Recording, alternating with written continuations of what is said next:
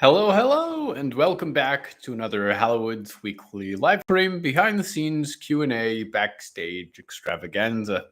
Thank you for tuning in, as always, not just to the actual show and all of its fiction, but in addition to little behind the scenes featurettes like this one as well. If you're watching in the distant future, well, your opportunity to ask questions is probably past, but you could submit questions via the patrons only ask box for future Q&As, as some patrons have done for today's Q&A. If you're watching in the present, if you click over to the YouTube window, I suppose, there is a sort of a chat bar where you can submit questions, and I will answer them on the stream, if at all possible. So feel free to drop questions in there if you like. I will get through what is in the ask box currently. It's not much. And then get onto those as we go. But it has been a kind of a breezy week for the Hallowoods. Again, just a meteoric amount of projects to do, all sort of arriving at once. My last week and looking at the weeks ahead are going to be very, very busy. But that said, I do like projects at the same time. I also like getting projects done, which is always a nice feeling. So I'm slowly sort of going through a wood chipper's worth of small things to do, while we are still at the same time continuing the ongoing writing, production, editing of season 4. And then in the very sort of early, there are some materials that exist for season 5, but as we roll into this last 6 to 8 weeks of season 4, there is still not at this point, and this might be subject to change, we'll see, but there's still not a huge break intended between the two seasons, and certainly not to the tune of the 4-month break that we had last time, if it can be at all helped. And so with that in mind, I'll be aiming as much as possible to kind of make it a pretty easy transition between the two, and to roll into season 5 fairly quickly. I would love to do so on Halloween. We'll see how close we are to sort of being able to do that. That really just depends on how many weeks of break time is needed between the two seasons to sort of get all the production set up and coordinate with voice actors and all sorts of other things. That said, that will be kind of one of the focus projects over these next couple of months. In addition, we are in the opening stages of getting to overhaul our merch situation at long last. We've been using the same setup on that front for pretty much the full 3 or 4 years of our podcast life. And it's not a very good setup, because hello, everybody in chat. Lovely to see you. It's not a wonderful setup because it's print on demand, which means that there's no warehouse of stuff. It's just when you order an item, they make exactly one and then send it out. And where it breaks down is we at the Hallowoods, and I guess it's the collective but we don't really make profit from any merch sales. All of it goes into the price of production and then the cost of shipping it to you, because we do free shipping usually for all that stuff, where the shipping is kind of factored into the cost of the item. So that way, mostly international people who order aren't getting exorbitantly charged for every single item, sometimes multiple times for the same order.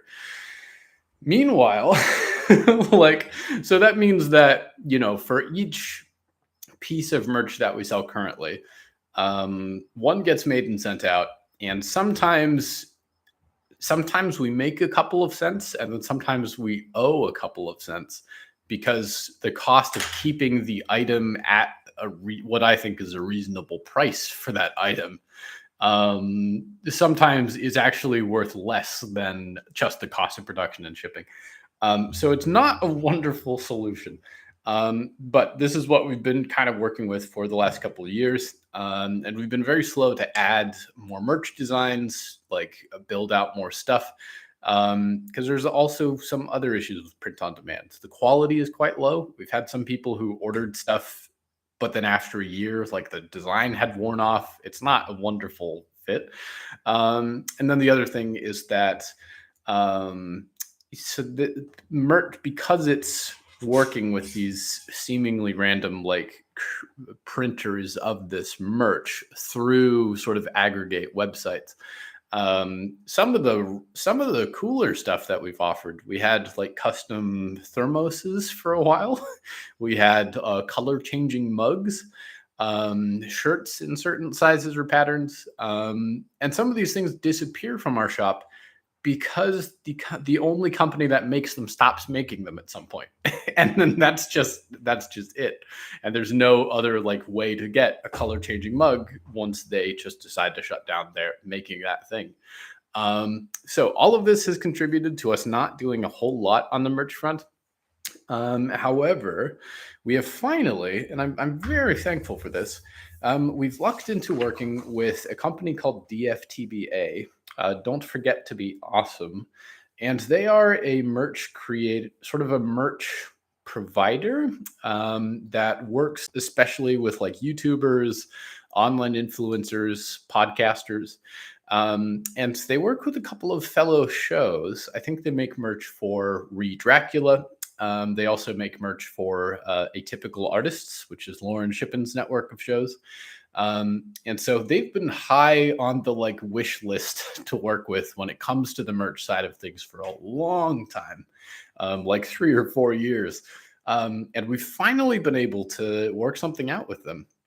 So going over the next couple of weeks, most likely, I'll be creating some new merch patterns or kind of overhauling some old ones.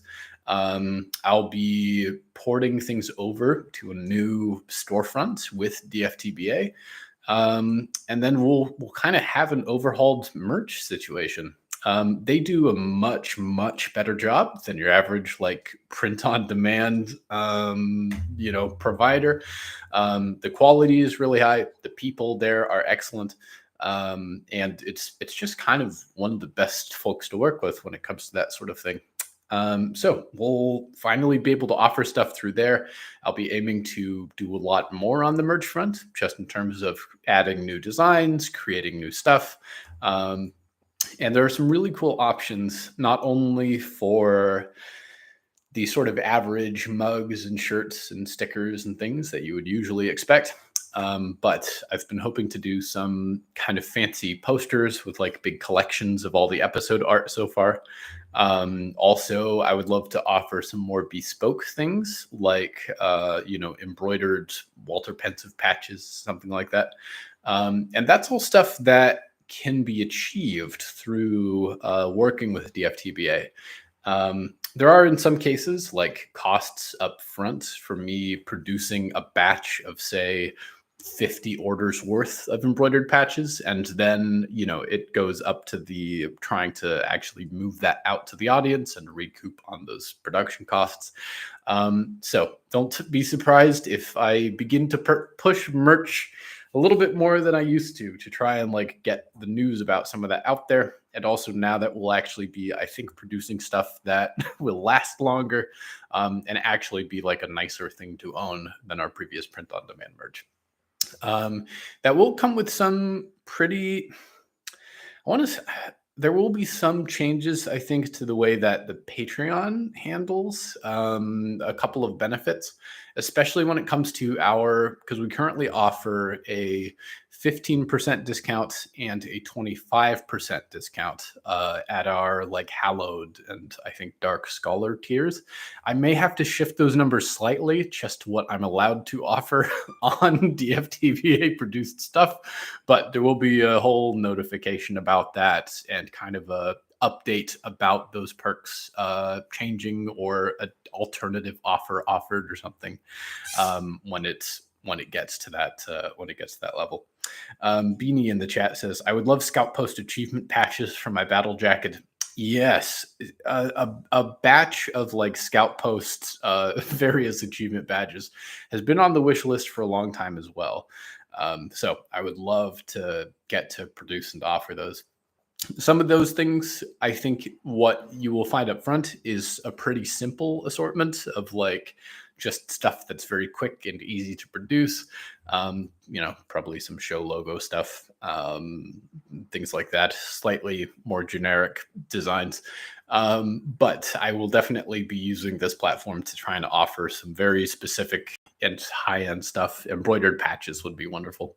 That just requires a little bit more production side like art and work from me, and probably those will be a little bit more limited batches. You'll always be able to get a t-shirt or what have you, whereas if I produce like a set of 5 scout post achievement badges or something, that's something that's probably going to be a little bit more of a limited quantity, at least initially. And we'll see what the demand looks like, but demand for uh, demand, I guess it's kind of untapped because we don't produce a lot of merch to begin with. And I think right now there's like 3 things in the store you could order, and none of them are super exciting, and most of them have been there for 2 or 3 years. So I will be curious to throw some things out to the patron audience and to our general audience, and kind of see what sticks. It has been a lot of fun getting to offer some various like specific things. And mostly just a whole lot of like custom tiny ink illustrations to people. But it definitely has been a handy way to like just help cover the show on certain expenses. So definitely looking forward to diving into a little bit more on that and changing our setup and getting to work with some folks that have been on the wish list to work with for a long time. So that's kind of the big exciting thing in the Hallowoods news this week. And then probably over the next 2 weeks or so, you'll start to see some of those like updates and new options rolling out, and probably an announcement at some point, just trying to like find, still keeping coupons and discounts for patrons of certain tiers, but I might have to scale those numbers slightly to what I'm allowed to do. But that's all in the upcoming. That said, we do have a question in the patrons ask box. And then after that, I'll get to any in the chat. So feel free to post away. I'll scope through those shortly. But that said, and hello to Theo, and hello to Lou, and a couple of other people in the chat. Always excellent to see you. Lindsay in the patrons ask box. And in case you're wondering how you get access to the patrons ask box, it's for all patrons. That's where they get it. It shows up in the description for each of these live streams each week. It's the same ask box for all of them, though. That said, Lindsay asks, what has been your favorite guest role on other podcasts? I'm currently listening to Woe Be Gone, and I was happily surprised when I heard you as Ryan/Shadow. I do enjoy Ryan/Shadow, especially because there's usually not like a lot of limits or guidance on that role. So it's been fun just to try and like fill in this character's voice a little bit. In Woe Be Gone, I couldn't tell you what happens in Woe Be Gone.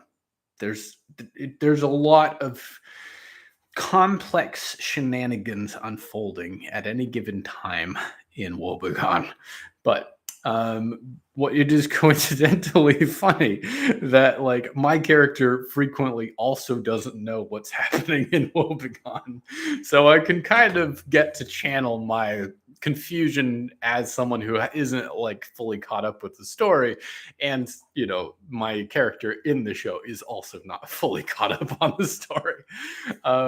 But beyond Shadow, there's I've really gotten to enjoy a couple of voice parts lately. In Old Gods of Appalachia, I am this grandfather type figure of a kind of a mountain cult, who's aiming to bind this like trickster god. And so I've gotten to make 1 or 2 appearances there. and that was a delightful time. They had a very particular accent that this character was supposed to have, and I'm afraid I've probably horribly butchered that accent into something that nobody sounds like. But it was fun to get to do these like little voice bits, 30 seconds here and there.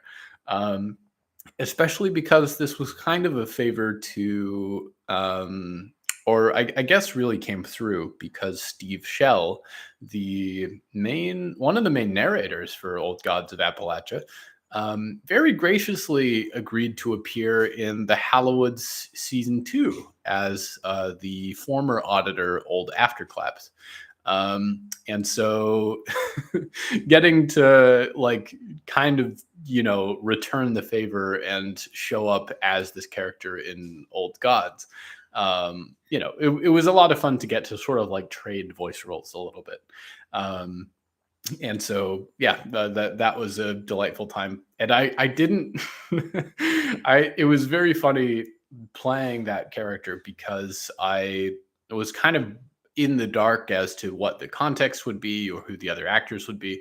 And then I found out later that the other actor that plays, like, I think my grandson or my son, is Harlan Guthrie, and we run into each other constantly. So it was very funny to like get into this part and then realize like we were actually gonna be in the scene together. Um, I think I've voiced a show on or voiced a character on Ealer's Choice, which was delightful. And that might be tied to folks in the zone chat, but that was a kind of an old, slightly Willem Dafoe sounding sailor. And I love an ocean monologue. I don't have any ocean monologues in that show, but I love an ocean monologue. I think most of the time in that show, I'm like, fetch the harpoons, but I love fetching the harpoons. So I had a blast with that. And I'm hoping there will be more Ealer's Choice so I can go back and tell more people to get harpoons. I'm a big harpoons proponent. I think in a voice part I did yesterday or the day before, I voiced a giant ape, which was a lot of fun. I can't give more details than that, but keep your ears tuned for me as a giant ape sometime in the future. And then lastly, not necessarily lastly, I've played a lot of parts. Isaiah Trowley was not really a voice part, but it was an actual play character for one of Harlan Guthrie's Invictus Stream series. And I think Isaiah Trowley was one of my favorite actual play characters I've gotten to do. That was a very sweet, like 4 or 5 part series. I think Welcome to Black Reef, something like that. And just getting to like flesh out this character a little bit and set things up and then deliver on them later. It was a very tight crew as well. Like we all had gears within gears going for our characters. So that was a lovely time. I think the one that comes to mind, though, as probably my favorite guest role on a show, would be Chuck Harm, the newscaster from Nesh in the Silt Versus. And the reason I love Chuck Harm so much is that originally this was an unnamed sort of like background character with one appearance. And I was like, you know what? I refuse to play like news anchor B, like even for a character that has no impact on the story, doesn't matter, never will be named, never will come up again. I love to assign a name anyway, just so that in like Star Wars fashion, you can have your Bleeb Zorkos or whatever. So I pitched that this news anchor's name was Chuck Harm. And I added that to his like opening spiel in some takes in case they wanted to use it. Then I sent my lines in, and that was it. And that was, just one bit. The season ends. And then later on, I get the email from John asking that if Chuck Harm could come back and be more of a character like in upcoming seasons. And so I was huge on that front. And Chuck Harm is a terrible person. The inspiration that John asked for was like a Tucker Carlson style newscaster. And so he was terrible, but so much fun to try and play. And so I was flabbergasted when Chuck Harm actually got written into the final season with actually like not a major role, all things considered, not really, not exactly doing main character stuff, not monologuing about prayer and the power of worship, but with an actual like storyline and ups and downs and character beats throughout the season, and ending up just in the most unlikely place, a hilarious combination of characters that he gets thrown into. And I think he has, oddly enough, one of the only like I guess I won't spoil what kind of ending he has in this old versus, but it stands out compared to many of the other characters. So I had a blast with Chuck Harp, and all the more so because this was just a background character with no name that like just grew into like getting to be more of like an actual character. And so I really enjoyed the, I guess, means to like participate and flesh out that one unloved character's like story and personality and attitude just a little bit more.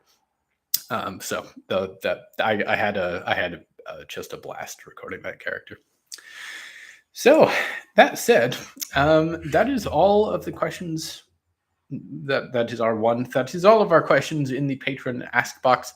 There are a couple of questions in the chat as well. Feel free to post more in, and I will work through the ones that I see. Hugo says, "Hello from Spain. One little question: do the other indescribables have some type of relationship like Nicky Nick and Marilmar have?" I don't know that anyone has a relationship quite like Nicky Nick and Marilmar do.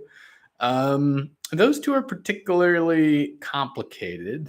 But that said, there is within all of the indescribables, one of the initial thoughts was that in a way, and not necessarily in like a close way, but they are family to some extent. They are a group of individuals who have to tolerate each other for next to eternity, short of sudden murder. There are many like, the what makes a god exactly is not very defined in Hallowoods. There are many like things that are indescribable that are not members of the Council of Heavens. They're random asteroid slugs or just ancient thousand-eyed cats or whatever the case is. And those things, are still indescribable. They would still drive a human to insanity, but they are not like maybe significant or respected in the way that like the Council of Heavens members are. But if you make it to that level and you command a certain amount of authority or respect or power or inheritance, then you're in this sort of macrocosm of people that you can never be rid of ever. And so I like the idea that there are very complex like relationships that are playing out, and often sort of conflicts resolved by proxy, where we see, if Zizix has an issue with Siren Sire or with other other beings that are out there, or Tolshatol has an issue. We see these things picked out in their sort of relationships, of their servants in other places. People that would never confront each other directly can be a little bit more manipulative, like Greek gods, skewing the tides of mortals against each other on the small scale, while still being friendly and polite and perfectly respectful in the actual interactions they have together. Um, there's a lot of like shadow play and complicated sort of schemes turning behind the wheels, but everyone in the Council of Heavens has some kind of respect to deliver to everyone else on the surface. And so I think relationships get very, very messy when you're talking about a period of time that long. And grievances run very deep. Um, and so I think this is something that we haven't gotten a ton of looks at yet because we've only really seen a couple of indescribables, and we've mostly, I think, Star-Crossed Gods probably has more content in itself than about those relationships than all of the rest of the show combined right now. But that said, those are probably things that we have like 6 more seasons to dive into. So I wouldn't be surprised if we explore some of those relationships and what they mean and who these beings are beyond Nick and Nick's sort of like perception of them in a lot more detail as we go on. Fingers crossed. Let's see. Just scrolling through. Welcome back, Beanie. Lou says, "How are you doing? Have you hydrated recently? Slept enough? Touched sufficient Canadian grass?" Probably, in some ways, yes. I've definitely gotten some days to enjoy the sort of aftermath of the Canadian summer. I had some vacations and trips. Again, mostly vacations and trips to do other kinds of work. But that said, like we are coming back fairly fresh to the slate. I think these next few weeks are going to be quite busy, just in terms of balancing a lot of different like responsibilities for the show, for this merch side project, for other like work commitments that are coming up, other like side hustles and like sort of little creative projects beginning to kick off. So there's about to be a lot of stuff on the plate. But that said, I'm still enjoying really every aspect of the work, and getting to kind of sit down and worry about this stuff all day is really an excellent, excellent thing in the grand scheme of things. So, water and sleep and all that happens as the process goes on, but it is I'm still excited to set my shoulder to the grindstone at this point, as it were. Comments about not knowing what happens in Woebegone. Every so often, all I know is that I get an email or text asking me to come back as Shadow, and every time that I can, I say yes. Beanie says, on a similar note, if you could have any guest actor on Hallowoods that you don't have already, who would you want? This is a really good question. There's a couple of actors that I do have in mind, but I haven't haven't quite ascended to like reach out and make those connections yet. I might have to soon. But I can say that probably if Zazzlezaz ever appears either in the show or in a live stream or a live show, probably Cecil Baldwin over in Welcome to Night Vale would be the sort of the perfect choice. I'm not sure I would bring in that character otherwise without that person attached to it.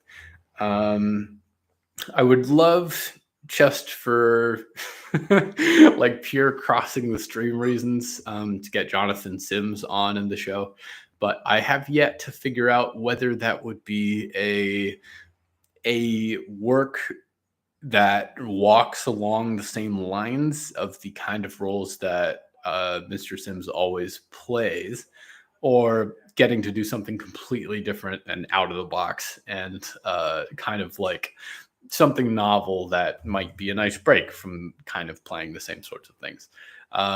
So we will see on that front. Thrilling news for our own Evan Michael Lee, who is playing Merrilmar Reborn and Reborn this season, because he is the voice of Jazz in the new Transformers movie.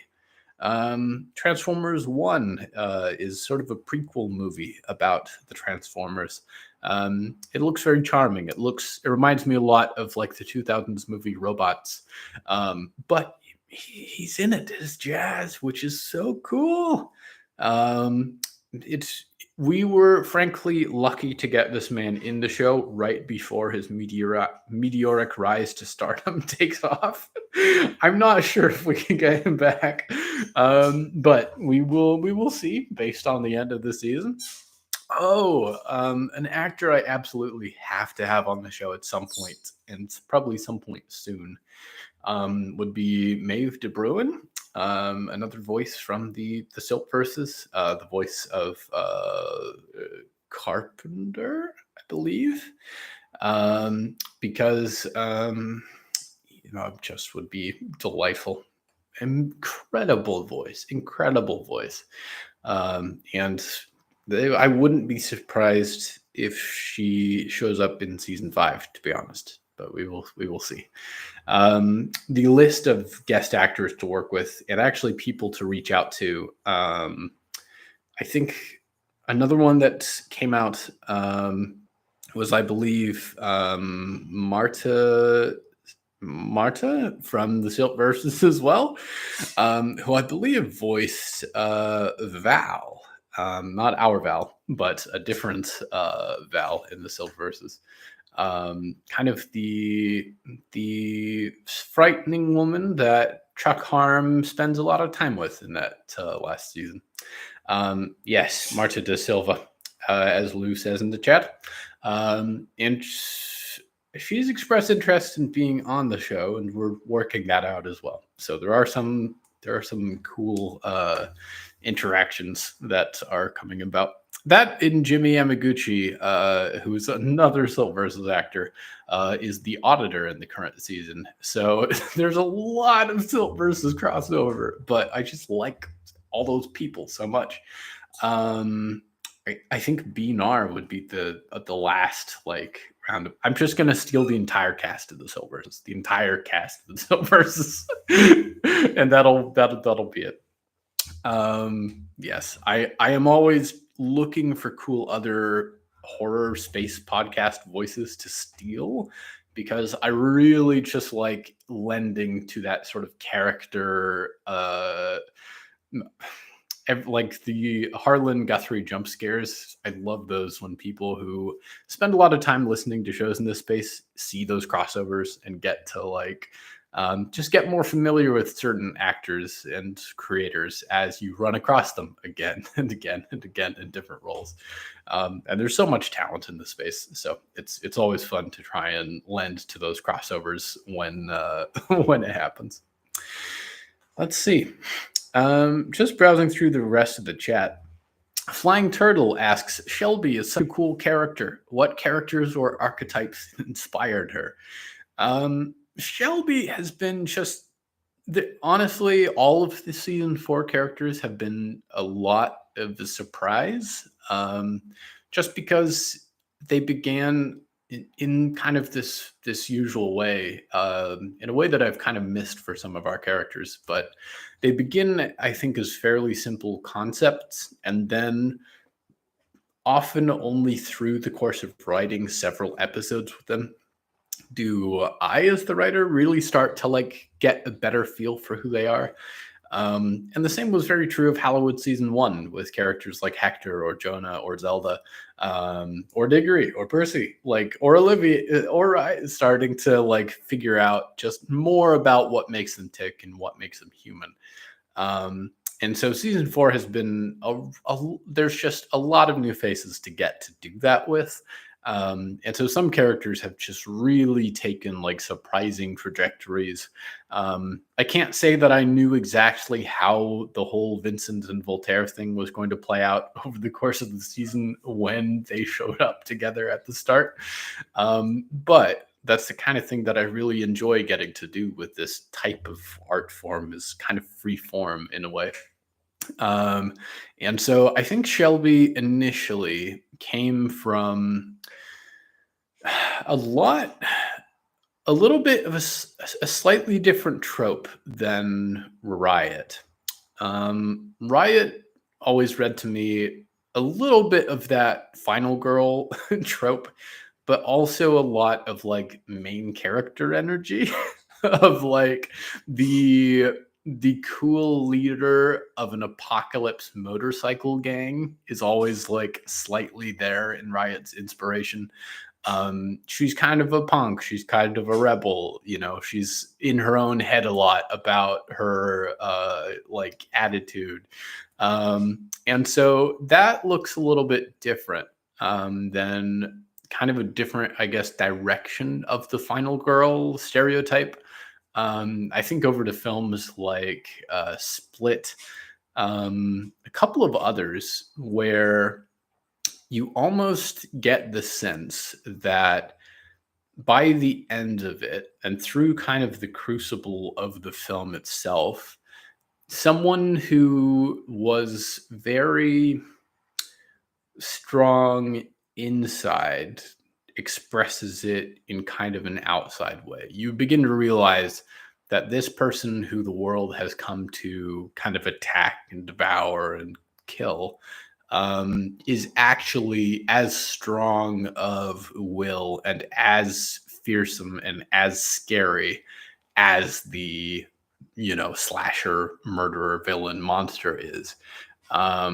And so I really liked just some of that imagery that stuck with me from some of those like final survivor type movies.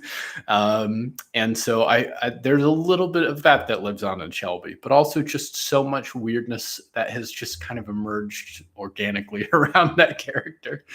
And every time like she does something that is just like unsettling or socially unacceptable or bizarre, I enjoyed it a lot. It seems true to her character, and it seems to resonate with the Tumblr kids. So hers has been a lot of fun to dive into over the course of the season. And I think now she's getting into very interesting territory going forward. And definitely, I think she's seen maybe the most love out of everyone, out of every new face that's cropped up in season 4. The only other possibility is Vincent and Voltaire. They've also been quite strong in the fan art counts. That said, kind of scrolling through the rest, Jonathan Sims is down with all sorts of weird stuff, if I recall correctly. Meg had him playing early 20th century Kurtz from Apocalypse Now and Kingmaker Histories. Absolutely.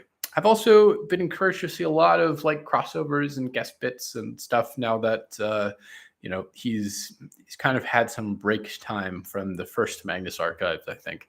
I've seen him popping up a little bit more in other places. Let's see. If I do someday listen to John Sims or Cecil here, I will do backflips of excitement, says Hugo. Me too. Me too, for months before it shows up on the actual feed. Let's see. Zoe asks, and I think I can read this one, but I'm not sure I can answer much on it. From the recent episodes, which were so great, was it implied that the fungal eye was the link between Voltaire and Vincent, or is there some other mysterious situation there? I'm not sure it's been specified yet exactly. I think he's still got that.